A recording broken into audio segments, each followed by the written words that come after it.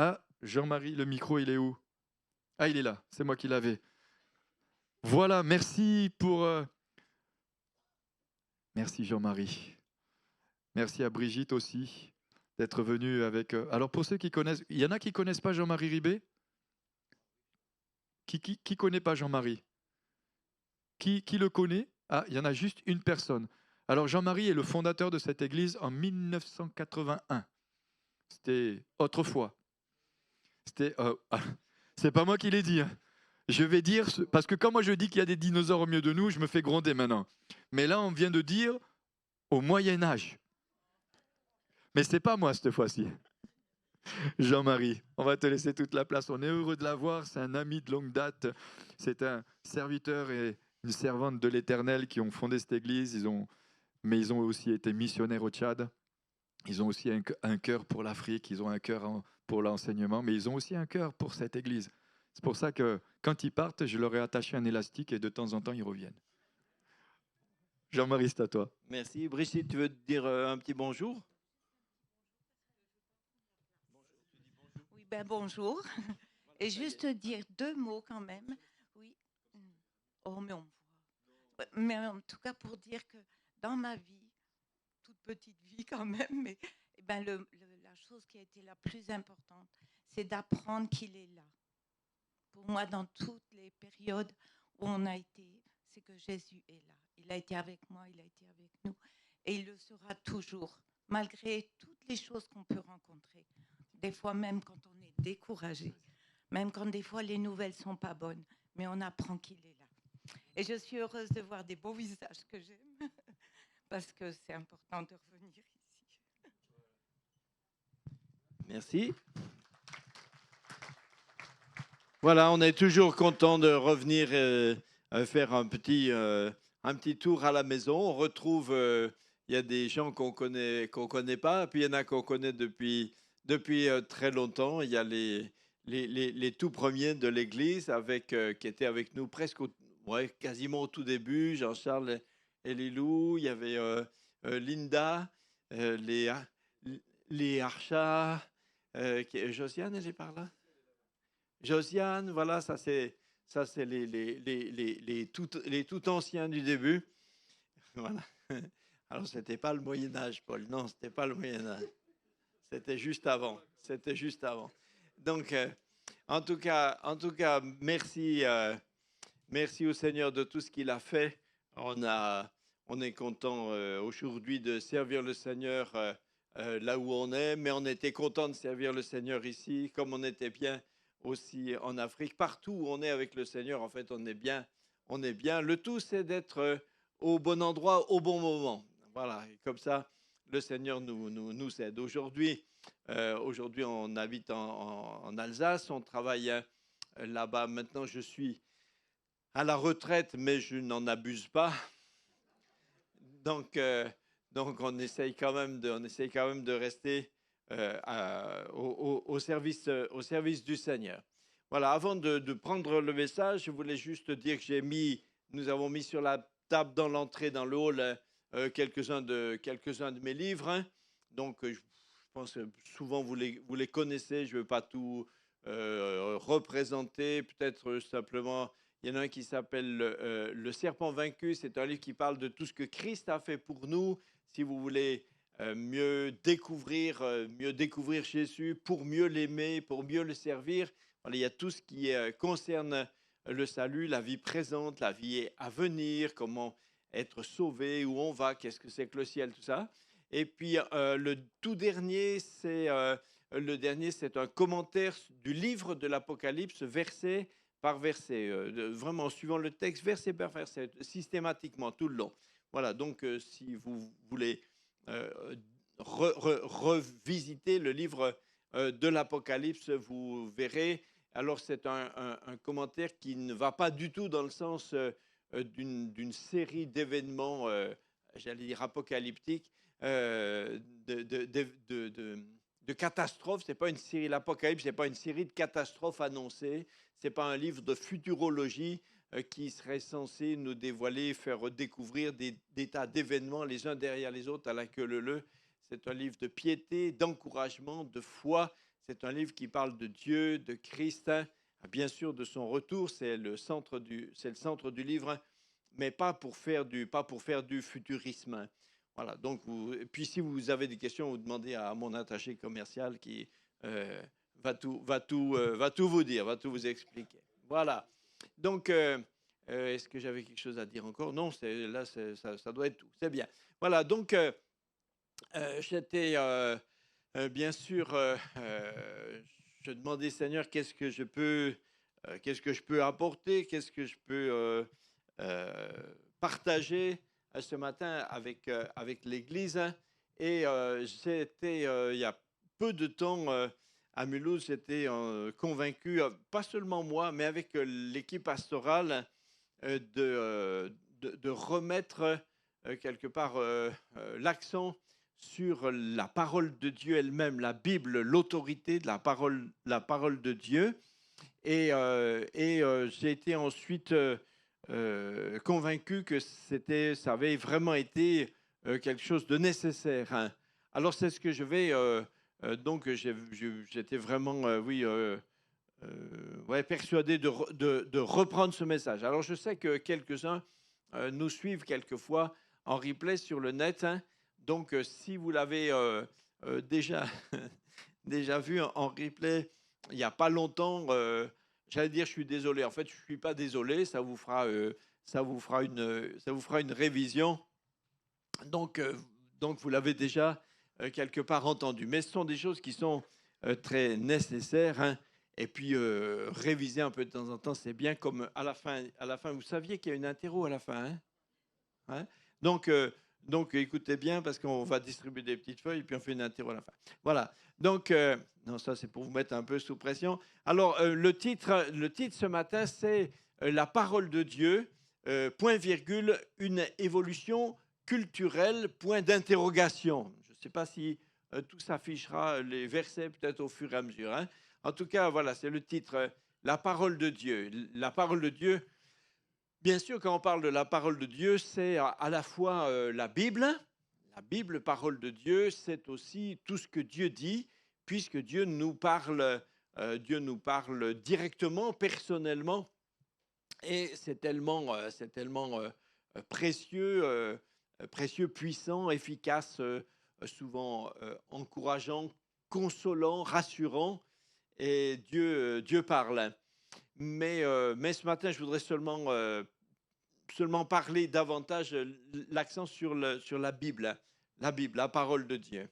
La parole de Dieu est pas seulement, et c'est pas seulement la collection de tout ce que Dieu a dit.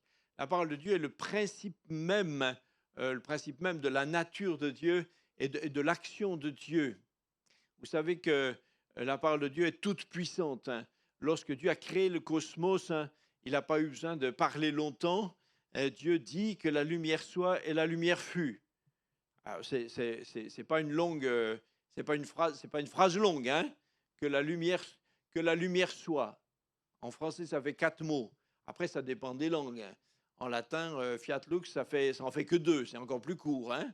Donc, donc cette première parole de Dieu, en tout cas qu'on connaisse dans la Bible, cette première parole de Dieu est à l'origine du cosmos, hein.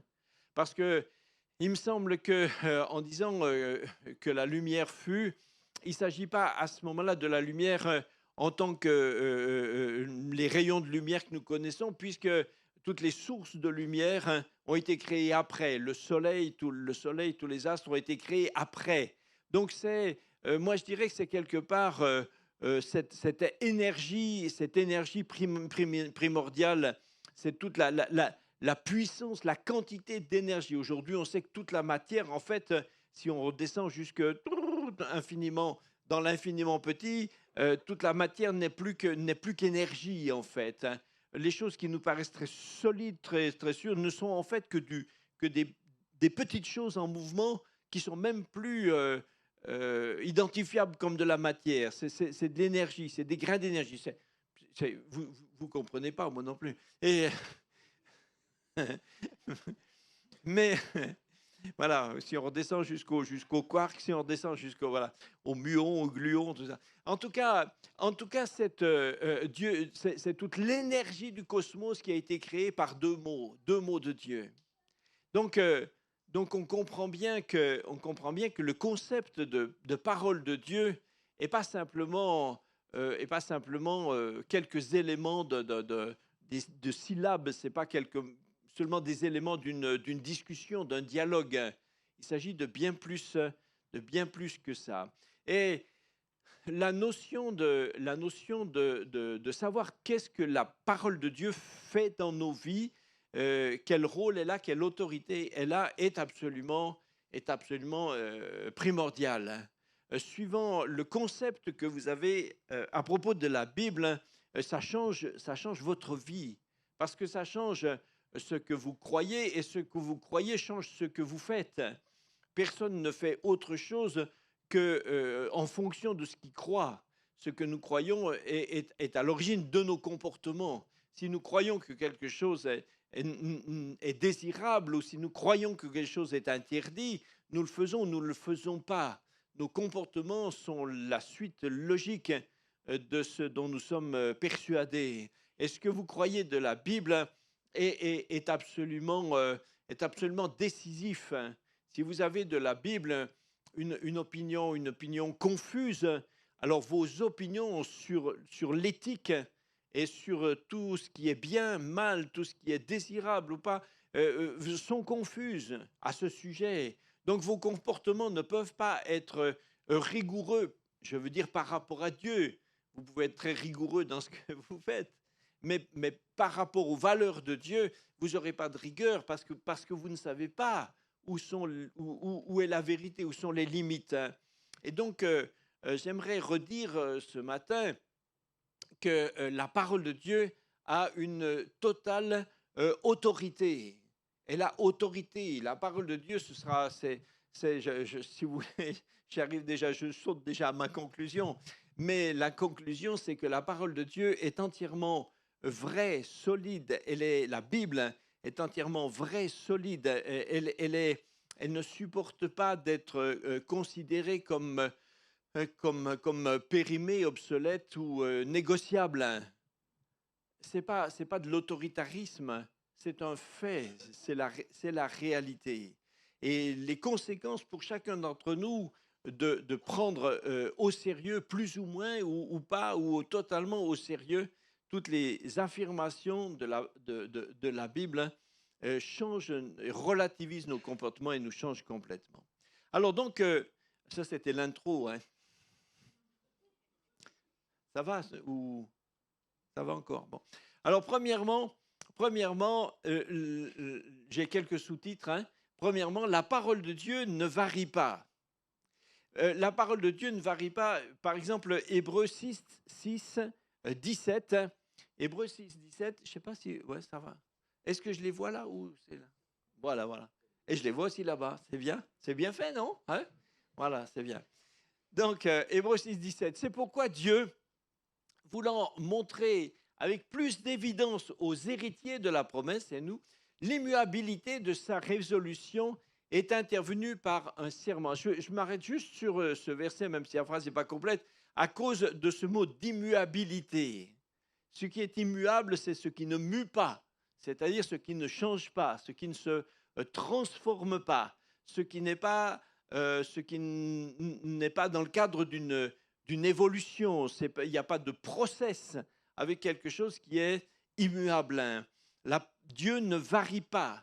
La pensée de Dieu, la parole de Dieu, la nature de Dieu, les objectifs de Dieu, les valeurs de Dieu, les jugements de Dieu, toutes les j'avais le mot, ne varie pas. Dieu est immuable. Et par conséquent, la vérité ne varie pas. La vérité est par définition immuable. Et aujourd'hui, ça me fait presque drôle de dire ça, tellement ça me paraît être une évidence. Tellement dire ça, c'est enfoncer une porte ouverte. C'est presque le bon sens. Mais aujourd'hui, nous sommes dans une époque qui est tellement, qui se définit tellement comme relativiste qu'il faut redire qu'une vérité est une vérité. Tellement les concepts philosophiques de nos sociétés sont empreints de négation de toute vérité. On vous dira que la vérité, c'est la vérité pour celui qui la croit. Si c'est ta vérité, c'est bien. Moi, j'en ai une autre, mais on s'entend quand même. C'est-à-dire qu'on peut croire deux choses diamétralement opposées et on a raison tous les deux. C'est difficile à accepter, hein, raisonnablement, mais c'est quand même, ça fait partie de des fondements de notre philosophie contemporaine. Hein. Et la vérité n'est pas négociable. La vérité n'est pas étirable. Dans les matières plus scientifiques, hein, ça paraît plus évident, mais c'est vrai en tout. Si 2 plus 2 font 4, hein, dire que 2 plus 2 égale 4,0001, c'est entièrement faux, parce que ce n'est pas étirable. Hein. C'est juste ou c'est faux. Et ce qu'on sait de Dieu, ce qu'on sait de ce qu'il a dit, est juste ou faux. Ce n'est pas à négocier, ça ne changera pas, ça changera pas avec le temps. La vérité se définit. Nous ne connaissons pas tout de la vérité. La vérité de Dieu s'écrit avec un grand V majuscule, si vous voulez, elle est absolue. Nous, notre compréhension de la vérité est faible, elle est insuffisante. C'est pour ça que nos doctrines, on met souvent en ES, nos doctrines ne peuvent pas être considérées comme absolues. Tout ce que je crois de Dieu, je le crois parfaitement, et en même temps, je sais qu'il y a des points sur lesquels il y aura besoin d'ajustement et il y aura besoin de redécouverte, parce que comme l'apôtre Paul le disait, nous connaissons en partie. Ça, c'est ce que nous comprenons et ce que nous exprimons. Mais la vérité elle-même, la vérité de Dieu, elle, est absolue, parce que Dieu est absolu. Jean 14, 6, Jésus a dit qu'il est lui-même la vérité. Jésus dit, je suis le chemin, la vérité et la vie. Jésus n'a pas dit, je suis un chemin, une vérité, une vie. Il dit, je suis le chemin, la vérité et la vie. Ça, c'est un langage qui, aujourd'hui, rien que cette petite phrase-là, irrite profondément toute la culture postmoderne ambiante. Parce que c'est affirmer quelque chose qui est absolu et exclusif. Et donc, ça paraît être intolérant, ça paraît être réducteur, ça paraît condamner d'autres choses. Mais en réalité, peut-être que ça l'est un peu. Mais c'est seulement parce que c'est comme ça. Napoléon disait, il n'y a pas plus têtu qu'un fait. Lorsque quelque chose est, il est. Et Jésus-Christ est lui-même la vérité. Il est la vérité. Ça peut, bien sûr, c'est plus peut-être confortable pour certaines personnes de se dire, après tout, il y a beaucoup de vérité, chacun a sa vérité. Et puis, comme souvent des gens disent, pourvu que vous soyez sincère. Hein. Mais c'est un slogan, mais c'est une bêtise. Parce que si vous vous trompez sincèrement, vous vous trompez quand même. Quand vous allez quelque part et que vous avez oublié votre GPS et puis que vous êtes trompé de route, vous êtes sincère, mais vous arrivez sincèrement à Biarritz au lieu de Monaco. Mais sincèrement, hein, sincèrement. Mais vous êtes à l'autre bout parce que vous étiez sincère, mais parce que vous étiez dans l'erreur. Hein. La vérité n'est pas une question de sincérité. Bien sûr, la sincérité est un préalable indispensable pour connaître la vérité. Si votre cœur n'est pas sincère, vous ne connaîtrez jamais la vérité. Mais si vous êtes sincère, la vérité, ce n'est pas vous qui la déterminez. La vérité, vous la découvrez, mais vous ne l'inventez pas. Ce n'est pas la même chose. Et Jésus dit lui-même qu'il est la vérité. Donc Jésus n'a pas seulement dit qu'il est vrai, il n'a pas seulement dit qu'il dit des choses vraies, il a dit qu'il est lui-même la vérité. C'est pour ça que c'est forcément grave de contrecarrer la vérité, Parce que quelque part, la vérité de Dieu, parce que c'est s'opposer à Jésus lui-même. Le diable, par définition, est le menteur. Quand on dit qu'il est... des fois, au début, j'étais un peu étonné. Je dis, mais pourquoi on se fixe tellement dans la Bible pour dire que le diable est le menteur? Il est aussi l'orgueilleux, il est aussi l'égoïste. Oui, c'est vrai, c'est vrai.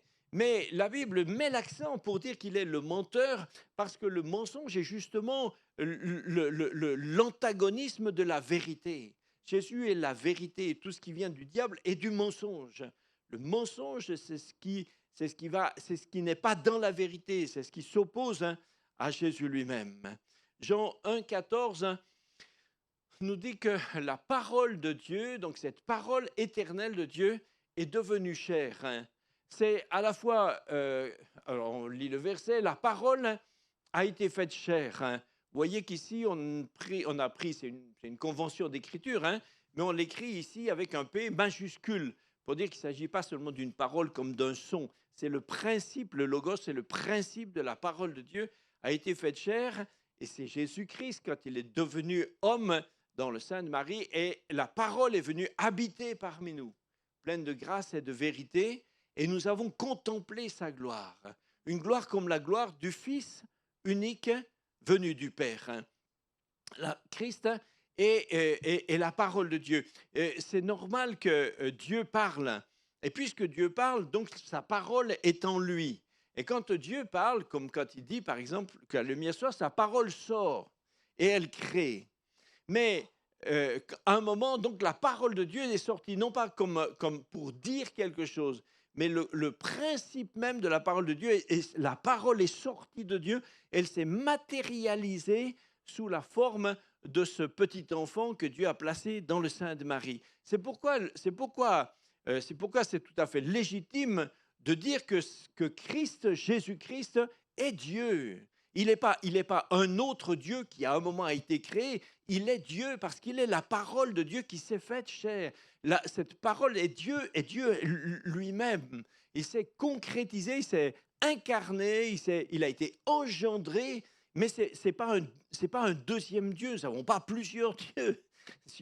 Dieu est le Père et Jésus-Christ est le Fils de Dieu, la parole de Dieu incarnée.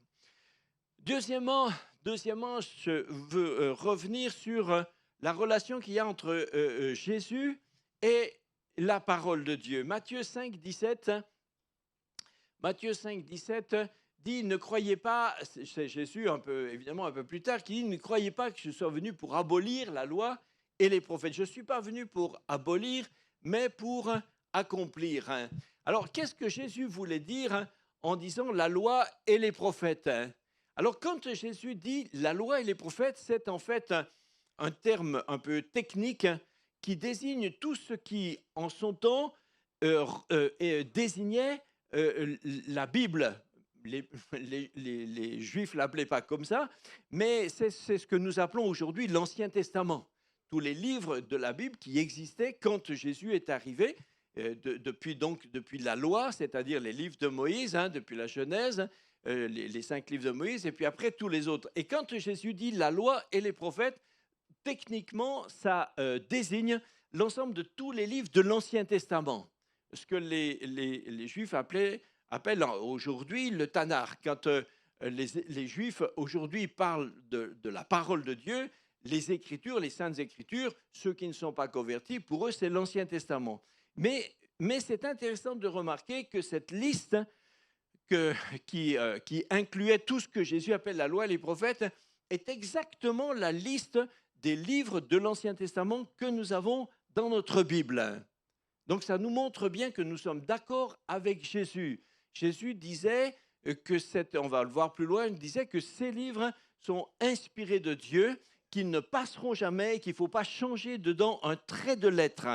Eh bien, cette liste que Jésus évoquait en disant la loi et les prophètes est exactement la liste de nos livres de l'Ancien Testament.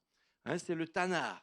Un jour, alors c'est juste une blague parce qu'il y en a qui ont l'air très concentrés là. Et une fois, je parlais de ça avec quelqu'un, j'ai expliqué que ça s'appelait le Tanakh. Et le frère m'a regardé d'un air étonné, il m'a dit le Tanakh qui fait toin-toin. Bon. Donc, il n'avait pas encore tout compris. Alors, voilà, on revient. OK. Donc, Matthieu 5, 18, c'est le verset suivant, Matthieu 5, 18. Donc, Jésus conclut que puisque c'est la parole de Dieu, il ne faut rien en changer. Car je vous le dis, en vérité, tant que le ciel et la terre ne passeront pas, il ne disparaîtra pas de la loi un seul iota, un seul trait de lettre, jusqu'à ce que tout soit arrivé. Vous savez ce que c'est qu'un iota? Oui. Alors, peut-être, je rappelle quand même. Mais, donc, un iota, c'est une lettre de l'alphabet grec et c'est ce qui correspond chez nous à un i. Mais nous, on a un peu compliqué les choses parce que sur le i, on a mis un point. Mais en grec, il n'y a pas de point sur le i. On peut pas, en grec, on ne peut pas mettre les points sur les i parce qu'il n'y a pas de point. Alors, donc, c'est vraiment une lettre qui s'écrit le plus petitement possible. On ne peut pas faire plus petit, il ne reste rien après. Hein, OK? Donc, iota, c'est tout petit. Jésus dit, et c'est pour ça que Jésus prend exemple de cette lettre-là, et il dit, dans le texte de ce que Dieu nous a donné dans l'Ancien Testament, il ne changera pas une lettre, même la plus petite. Rien ne disparaîtra. En disant ça, Jésus affirme que ce texte est absolu, qu'il est définitif, qu'il est parfait, qu'il est inspiré, qu'il est sans erreur et qu'il est éternel. Il ne disparaîtra pas tant que le ciel et la terre ne passeront pas. Évidemment, ce texte parfait, c'est le texte tel qu'il est dans sa version originale, avant toute traduction. Évidemment, nos traductions en français, en anglais, je ne sais pas quoi, nos traductions ont été faites par quelqu'un et elles n'ont pas ce caractère totalement absolu. Mais le texte lui-même, tel que Dieu l'a donné, est un texte qui est totalement sûr, qui est absolument absolu. Jésus confirme que tout l'Ancien Testament est réellement inspiré de Dieu. Troisième point, vous voyez, on va vite, hein, il y a 72 points. Troisième point, il y en a qui ont peur. Hein. Donc, troisième point, la relation, le Nouveau Testament par rapport à la parole de Dieu. Le Nouveau Testament et la parole de Dieu. Là, on avait parlé de l'Ancien, le Nouveau. Alors, nous pouvons lire, par exemple, 1 Corinthiens 15, 2. 1 Corinthiens 15, 2. Paul dit, parle de la parole de Dieu par lequel l'évangile par lequel vous êtes sauvés, et il ajoute cette parole, cet évangile, si vous le retenez dans les termes où je voulais annoncer. Autrement, vous auriez cru en vain. Donc, on a ici le principe que le Nouveau Testament, l'expression du Nouveau Testament, de l'évangile, du salut, n'est pas quelque chose d'évolutif. C'est pas, oui, mais écoutez, il y a 2000 ans, mais aujourd'hui, non. Paul dit, si vous le changez, vous pourriez risquer d'avoir cru en vain. Avoir cru en vain, c'est être perdu. Hein? Parce que être sauvé, c'est avoir cru pour être sauvé, c'est avoir effectivement cru. Mais donc, il y a une affirmation d'une sécurité, d'une sûreté absolue. Alors ça, c'est Paul qui le dit. Quelqu'un pourrait peut-être dire, oui, mais bon, écoutez, c'est Paul, il n'y a pas que Paul quand même. Ok, d'accord, il y a aussi Pierre. Donc, nous allons lire 2 Pierre 3,16, comme ça, vous voyez que Paul n'était pas tout seul. Non, je rigole, mais 2 Pierre 3,16, des fois, on est obligé quand même d'étayer nos arguments. Ce verset 2 Pierre 3,16 montre que le Nouveau Testament fait partie des Écritures de Dieu. En effet, Pierre parlait justement de l'apôtre Paul, et il dit que Paul n'est pas toujours facile. C'est un grand savant, c'est un érudit, il est très inspiré, et donc des fois c'est un peu difficile. Il dit que Paul, c'est ce qu'il fait dans toutes ses lettres où il parle de toutes ces choses spirituelles, et Pierre lui-même confesse que chez Paul, il y a des points difficiles à comprendre. Hein. Et il ajoute qu'il y a même des gens ignorants ou mal affermis qui tordent le sens de ce que dit Paul.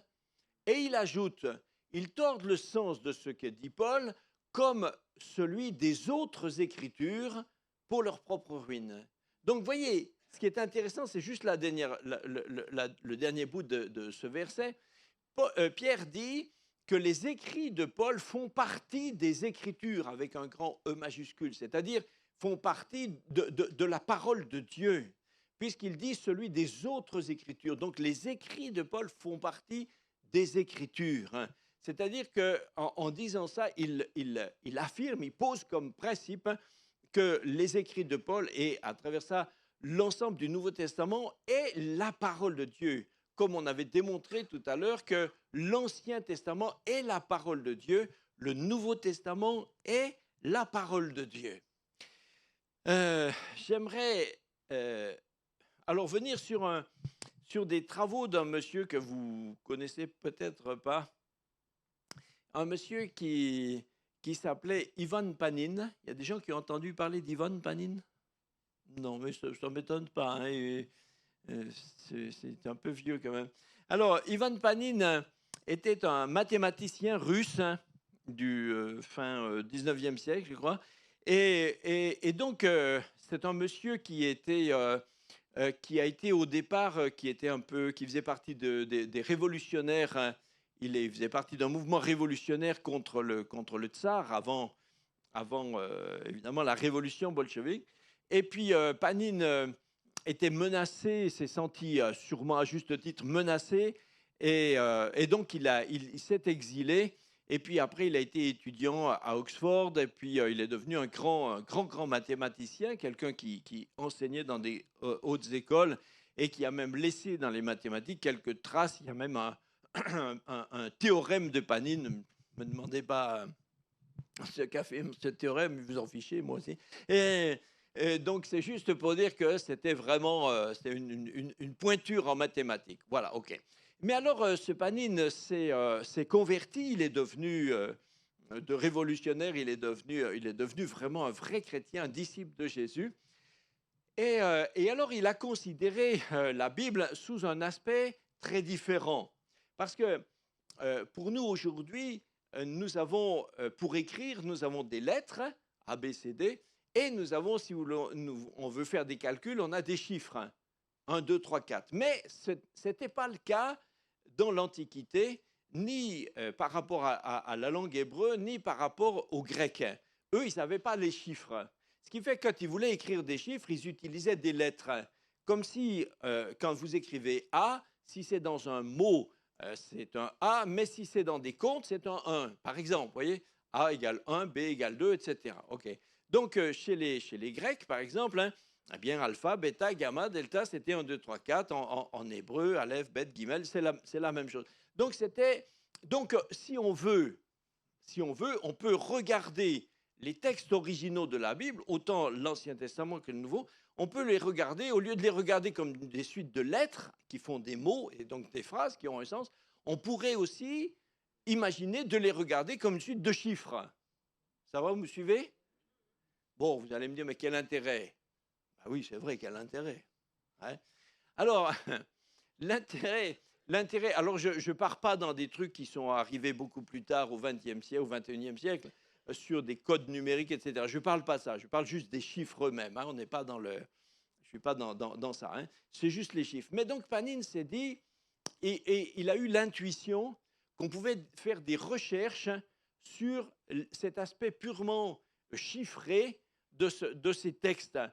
D'autres avant lui l'avaient eu aussi, mais lui, il a vraiment poussé cette étude à bout. Alors, il faut rappeler qu'à l'époque, bien sûr, les ordinateurs n'existaient pas. Et donc, tout ce que Panin a fait, il a été obligé de le faire sur papier.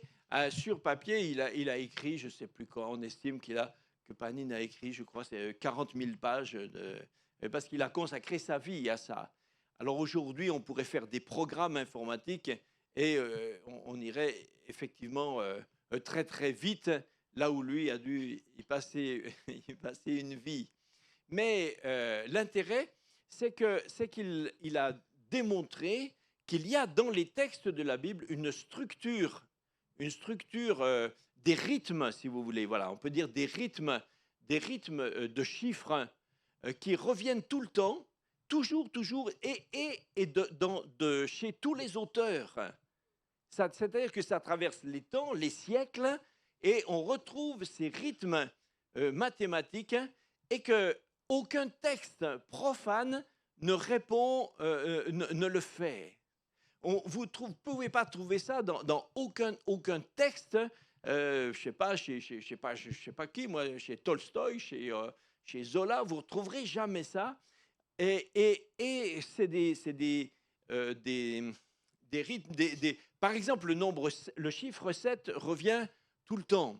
Et par exemple, je vous donne en très vite quelques-uns de ces résultats. Il a par exemple montré que le nombre de mots qu'il y a dans l'ensemble des textes de la Bible, c'est aussi vrai dans l'Ancien que dans le Nouveau Testament, hein, que le nombre des mots dans l'ensemble de tous les textes est divisible par 7. Le nombre des mots commençant par une voyelle se divise par 7. Le nombre de mots commençant par une consonne se divise par 7.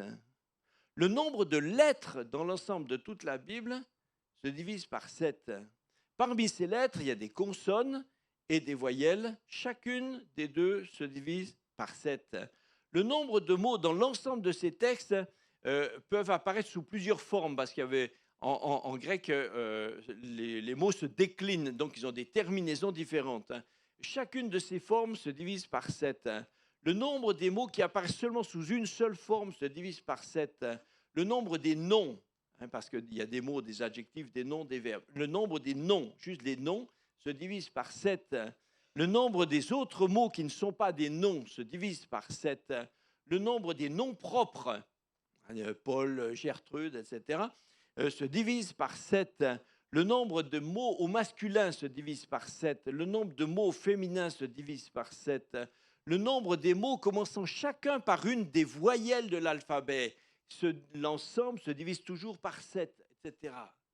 Bien sûr, il lui a fallu une vie pour arriver, et beaucoup d'autres choses. Ça, voilà. Et Panine dit, je mets au défi n'importe qui de fabriquer le moindre paragraphe d'un texte qui ait du sens, et qui puisse suivre toutes les règles, tous les rythmes, toutes les règles que j'ai pu mettre en évidence dans le texte de la Bible.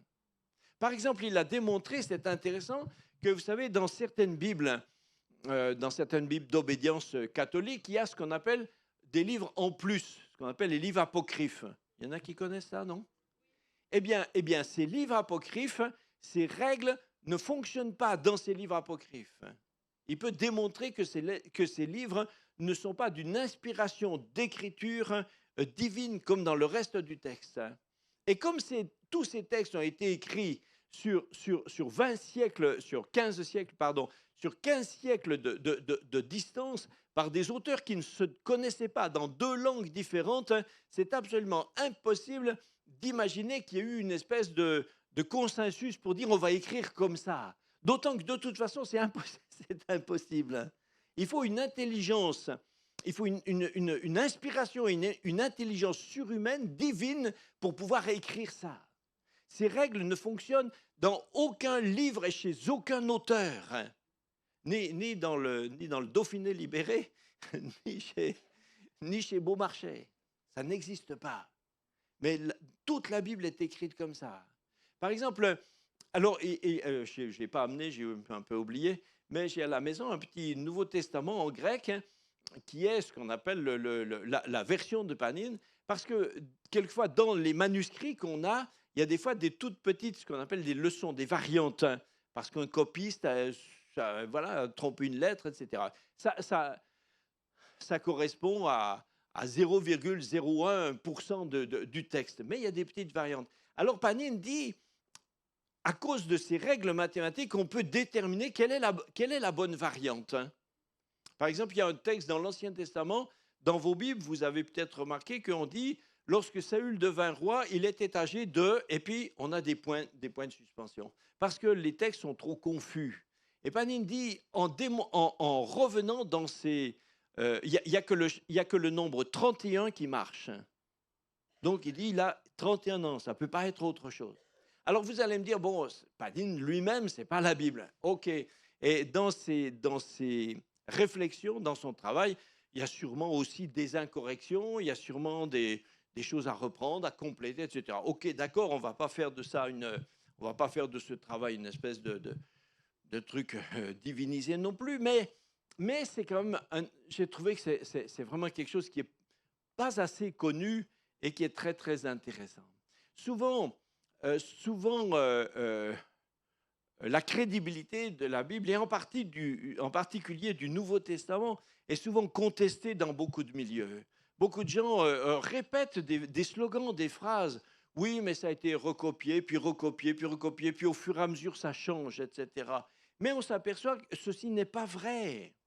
Quand les manuscrits, des rouleaux ont été découverts à Qumran, juste à côté, dans les montagnes à côté de Masada, au-dessus de la mer Morte, eh bien, on a retrouvé des vieux rouleaux, sur lesquels on a retrouvé quasiment toute la Bible, et les spécialistes ont été surpris de constater que le texte est le même que celui que nous avons aujourd'hui. Il y a 2000 ans, ces textes n'ont pas changé parce que les scribes les ont recopiés exactement comme s'ils cherchaient à faire de la photocopie. Ils les copiaient lettre à lettre, lettre à lettre, lettre à lettre.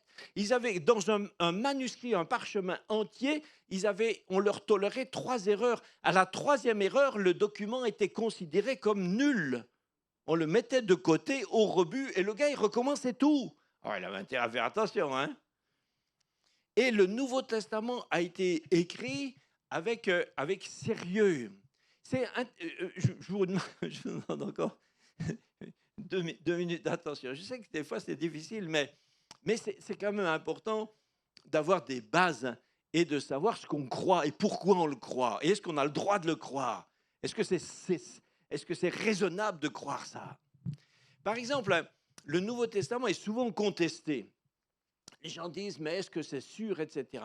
Mais c'est marrant de voir que l'origine du Nouveau Testament est tout le temps remise en cause et que d'autres livres de l'Antiquité bien antérieure ne sont jamais remis en cause. Par exemple, il y en a qui ont fait du latin au collège, non? Quels sont ceux qui ont fait les latinistes, là? Oh, il y en a quand même quelques-uns, ok. Donc, vous avez sûrement travaillé, en tout cas en partie, j'imagine, sur le De Bello Gallico, le livre de César qui raconte la guerre des Gaules, quoi. Bon, c'est un livre qui a été écrit par lui, donc l'objectivité du récit, ouais, bon, hein, il a écrit lui-même à propos de sa propre gloire. Bon, donc il a sûrement, hein, il ne s'est pas trompé sur les victoires. Ok. En tout cas, ce livre, ce qui est intéressant, c'est de constater que personne ne met en cause la guerre des Gaules. On dit, ah ben oui, c'est le livre de César, on le lit, et puis voilà. C'est intéressant de savoir que ce livre, qui a été écrit au 1er siècle avant Jésus-Christ, hein, eh bien, la copie la plus ancienne qu'on ait, c'est-à-dire la plus proche du texte, date de 1000 ans après. Entre l'événement de César et le document le plus proche qu'on ait, il y a 1000 ans. Et des copies de la guerre des Gaules, les copies existantes qu'on a, on en a 10. Mais donc c'est quand même très peu, c'est 10 copies distantes de 1000 ans de l'événement lui-même. Mais personne ne met ça, personne ne remet ça en cause. Alors que le Nouveau Testament a été écrit entre 50, 60 ans après les événements. Pas 1000 ans, 60. Et le nombre de copies existantes, de manuscrits que nous avons à propos du Nouveau Testament est de 5000. Vous voyez? Mais parce que le Nouveau Testament dérange, alors on dit, mais est-ce que c'est sûr? Comment? D'où ça nous vient-il? Où sont les preuves? On en a 5000.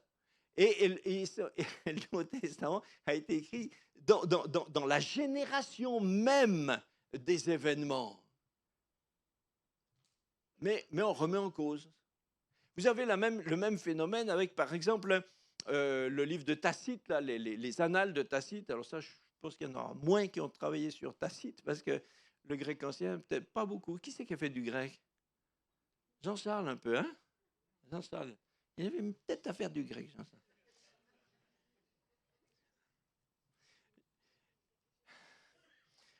Les annales de Tacite ont été écrits aussi au 1er siècle avant Jésus-Christ. La copie la plus ancienne est de 1100 après Jésus-Christ, c'est-à-dire qu'il y a aussi 10-11 siècles, et on en a 20 copies, mais personne ne remet en cause Tacite. Oui, les annales de Tacite, oui. Personne ne dit, mais écoutez, attendez, il y a eu 1000 ans entre les deux, et le texte, il sort d'où? Qui l'a écrit? Qui l'a transmis? Qui l'a recopié? Est-ce qu'on est sûr, finalement? C'est peut-être quelqu'un d'autre qui l'a écrit. Non, on est sûr, on est tranquille, pas de problème. Mais le Nouveau Testament, 5000 copies, c'est pas beaucoup. Et ça a été écrit tout de suite après.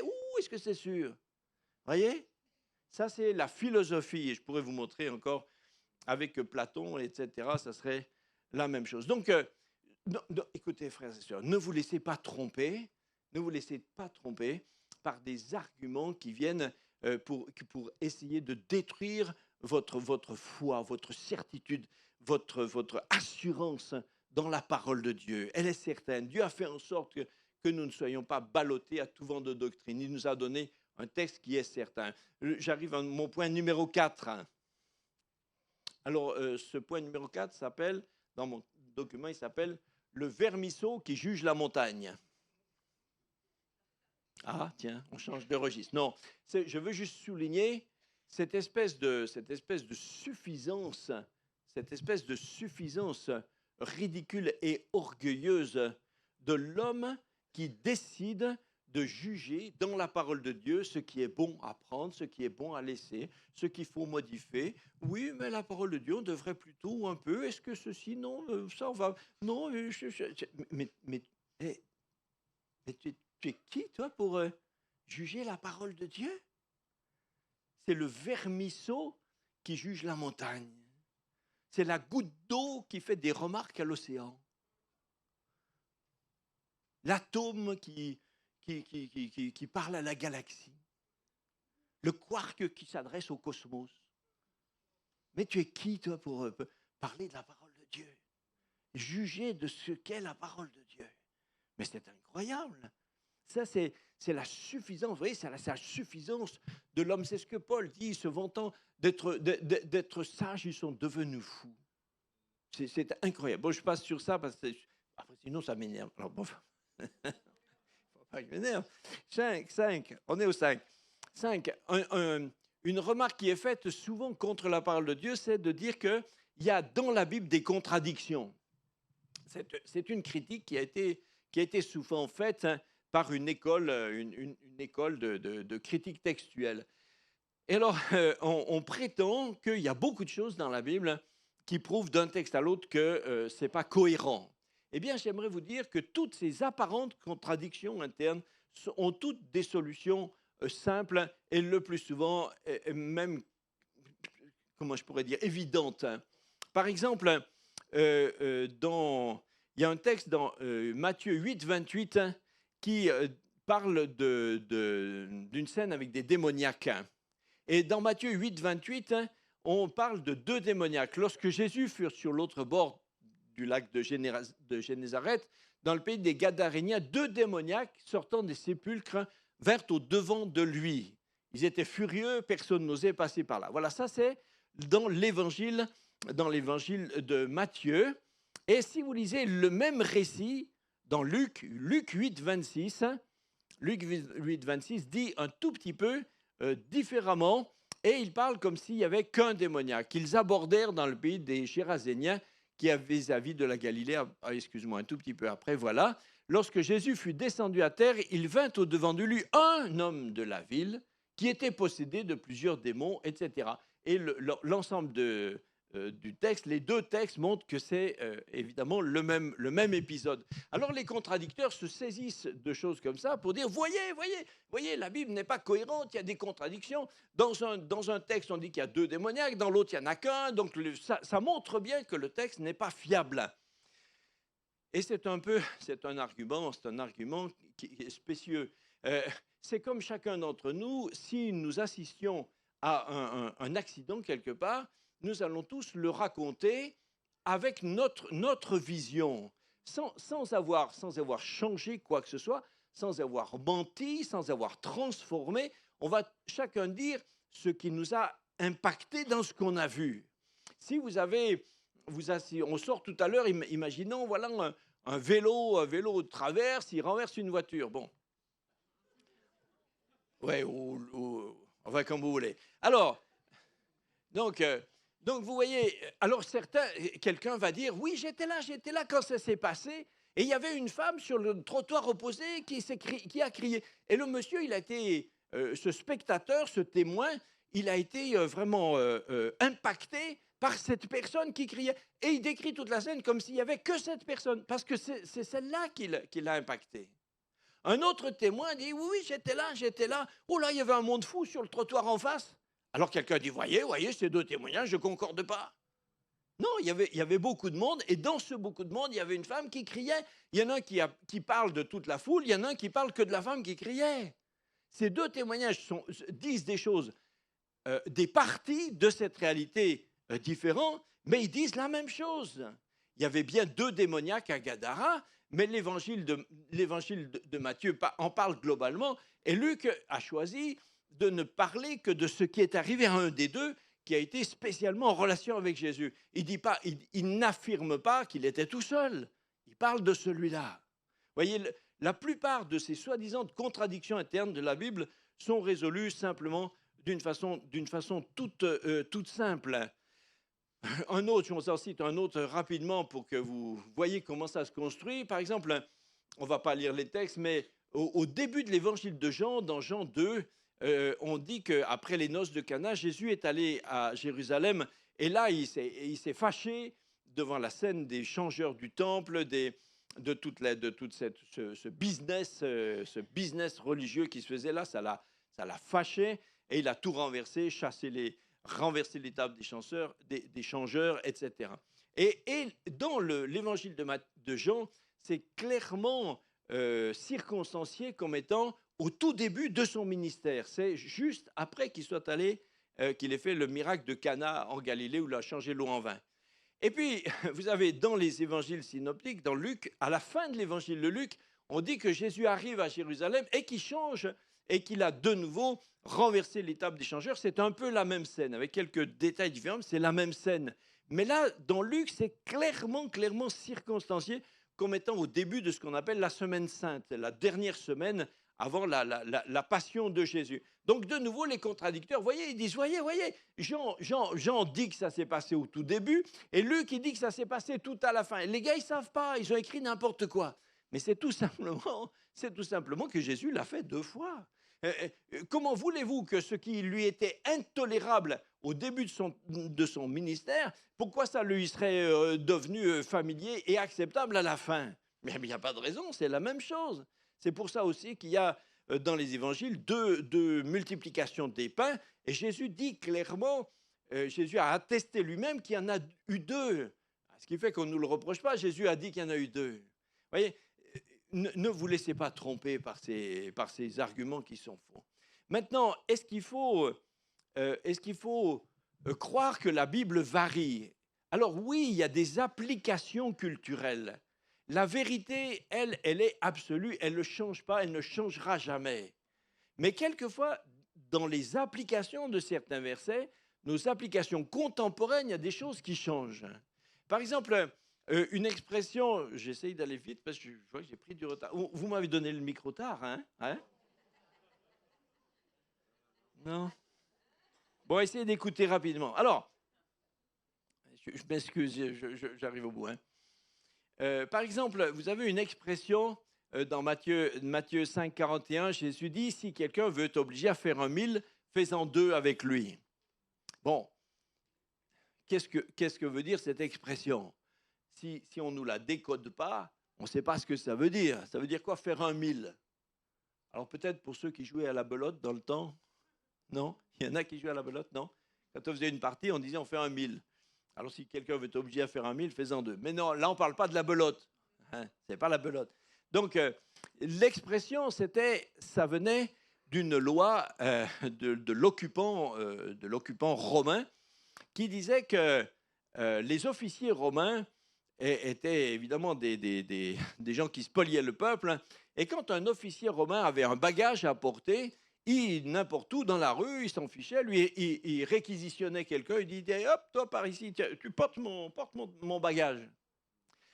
Alors, les Romains, les magistrats s'étaient rendus compte que si on multipliait tout le temps les exactions comme ça, à la fin, la vie devient impossible.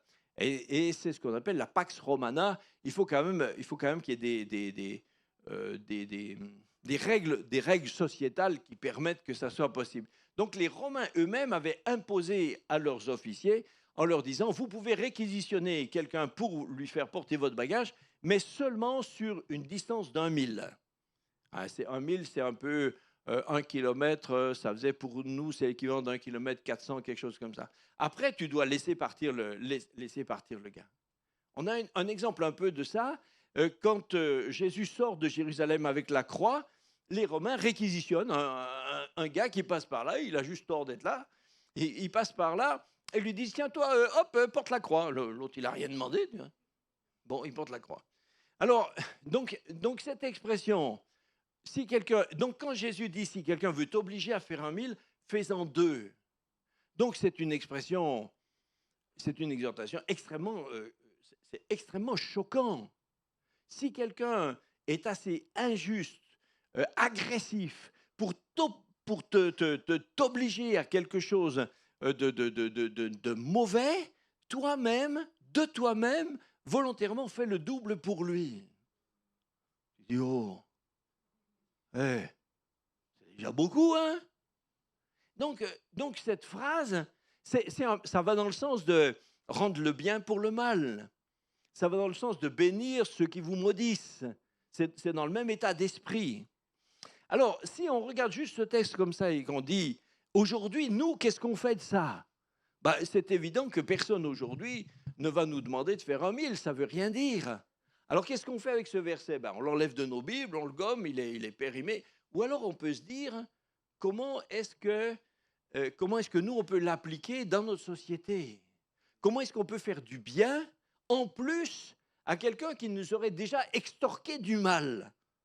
Hein, comme Jésus dit, si quelqu'un veut prendre ta chemise, donne-lui aussi ta tunique.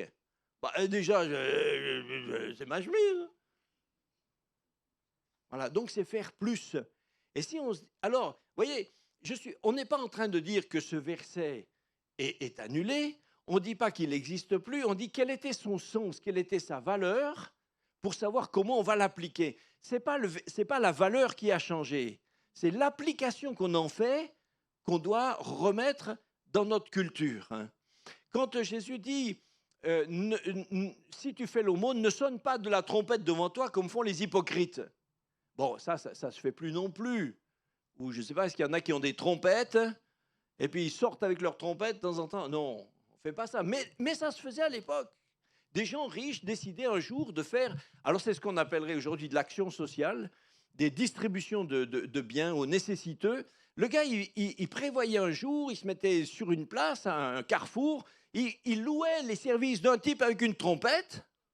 Non, littéralement. Et le gars venait avec une trompette. Et alors, les pauvres savaient qu'on fait une distribution. Et alors, tous y venaient, et alors on distribuait. Et alors, le type qui distribuait, il était évidemment honoré, etc. Et Jésus dit, mais quand tu veux faire du bien, ne sonne pas de la trompette. Ne sonne pas de la trompette. Sois généreux discrètement. Alors, c'est pareil. Aujourd'hui, quelle est l'application qu'on va faire de ça?